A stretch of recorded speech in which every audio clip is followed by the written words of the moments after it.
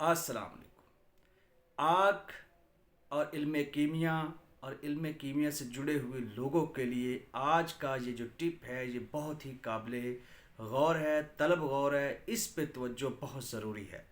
बड़े बड़े अक्सरगर देखे हैं, बड़े बड़े कीमियागर देखे हैं, जब वो कोई अमल कर रहे होते हैं लेकिन वो एक चीज़ को मद्देनज़र नहीं रखते, चीज़ें भी खालस से मंगवाते हैं, फ़ॉरेन कंट्री से बाहर से मंगवाते हैं, वज़न भी पूरा रखते हैं, उसकी ग्राइंडिंग भी अच्छी करते हैं, उसको साफ भी अच्छा करते हैं, हर तरह से चीज़ को मेयारी बनाते हैं, अच्छा बर्तन करते हैं यूज़, अच्छा पॉलिश किया हुआ बर्तन लेते हैं, अच्छी आहनी कढ़ाई लेते हैं, सब कुछ कर लेते हैं। लेकिन जब उन्होंने उसको कढ़ाई में डाल के या कूजे में बंद करके रख दिया और वक्त आया आग देने का, वहाँ पे कोताही कर जाते हैं, वहाँ पे तवज्जो नहीं करते। आग पे जो मद्देनज़र रखना, इस पे आँख रखना ये बहुत ज़रूरी है। जितनी आग किसी नुस्खे को दरकार है उतनी ही दीजिए, उससे ज़्यादा ना करें, उससे कम ना करें।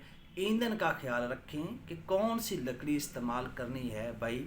किक्कर की करनी है यानी बबूल की करनी है, शीशम की करनी है, बेरी की करनी है, पीपल की करनी है, कौन सी लकड़ी इस्तेमाल करनी है ये भी ख्याल रखा करें। जिसको तेज़ चाहिए उसको किक्कर और बेरी की लगाएं, जिसको सुस्त चाहिए उसको पीपल की लगाएं, मतलब नीम की लगाएं, इन चीज़ों की। तो ये चीज़ों का ख्याल रखना इंतहाई ज़रूरी है अगर आप कीमिया का अमल कर रहे हैं। शुक्रिया।